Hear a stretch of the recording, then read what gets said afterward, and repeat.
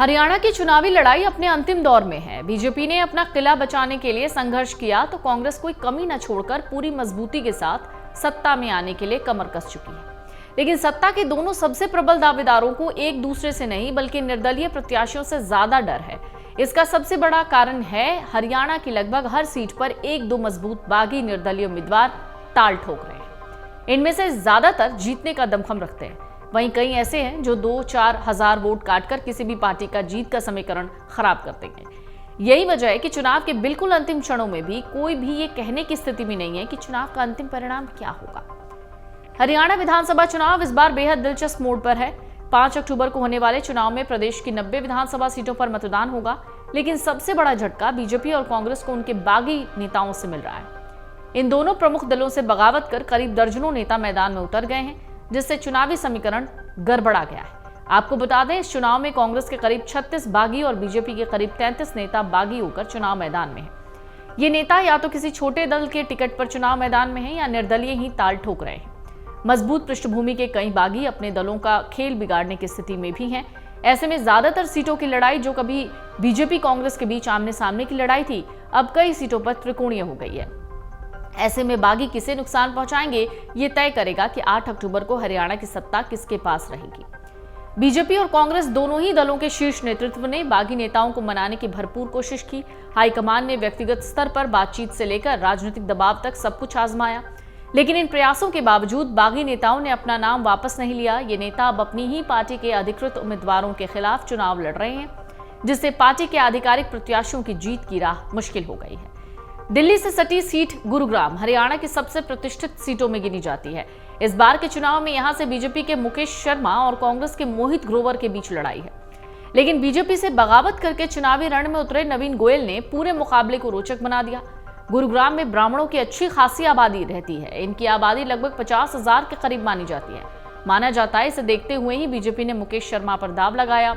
वैश्यों के समर्थन से यह सीट बीजेपी की मजबूत गढ़ बनकर उभरी, लेकिन वैश्य समुदाय से ही आने वाले नवीन गोयल के मैदान में उतरने से बीजेपी का गणित खराब हो गया। वहीं व्यवसाय की दुनिया में जबरदस्त पकड़ रखने वाले पंजाबी समुदाय की गुरुग्राम में 1 लाख मतदाता है, जिसे देखते हुए कहा जा रहा है कांग्रेस के मोहित ग्रोवर भी मजबूत लड़ाई लड़ रहे हैं। लेकिन इन दोनों परंपरागत दलों के सामने नवीन गोयल स्थानीय तौर पर मजबूत उम्मीदवार के रूप में लड़ाई लड़ रहे हैं, जिससे पूरा समीकरण बदल गया है।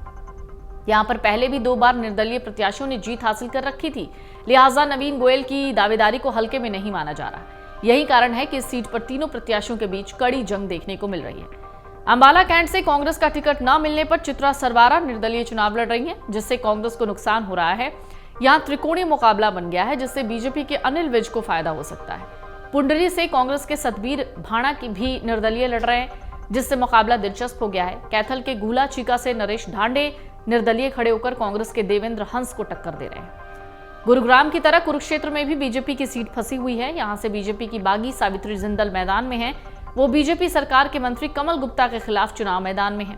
उद्योगपति परिवार की सावित्री जिंदल इस क्षेत्र में न केवल लोकप्रिय हैं, बल्कि इस पूरे क्षेत्र में उनके परिवार का जबरदस्त असर माना जाता है। लिहाजा यहां से बीजेपी की दावेदारी पर ग्रहण लग गया है। बीजेपी और कांग्रेस के बागी उम्मीदवार अपने अपने क्षेत्रों में मजबूत जनाधार रखते हैं और इनकी लोकप्रियता को नजरअंदाज नहीं किया जा सकता। ऐसे में देखना दिलचस्प होगा ये बागी किस तरह से चुनाव परिणामों को प्रभावित करते हैं। बागियों के चुनावी मैदान में मौजूदगी से वोटों का बंटवारा होने की प्रबल संभावना है। इससे फायदा क्षेत्रीय दलों और निर्दलीय उम्मीदवारों को हो सकता है, जो इस विभाजन का लाभ उठाकर अपनी स्थिति मजबूत कर सकते हैं। यही वजह है कि इन बागियों की वजह से बीजेपी और कांग्रेस दोनों ही पार्टियों के उम्मीदवारों को मुश्किलों का सामना करना पड़ रहा है। हरियाणा में इस बार के चुनाव में बागियों की भूमिका निर्णायक साबित हो सकती है। वोटों के बंटवारे और मतदाताओं की नाराजगी का फायदा उठाकर ये बागी नेता कई सीटों पर परिणाम पलट सकते हैं।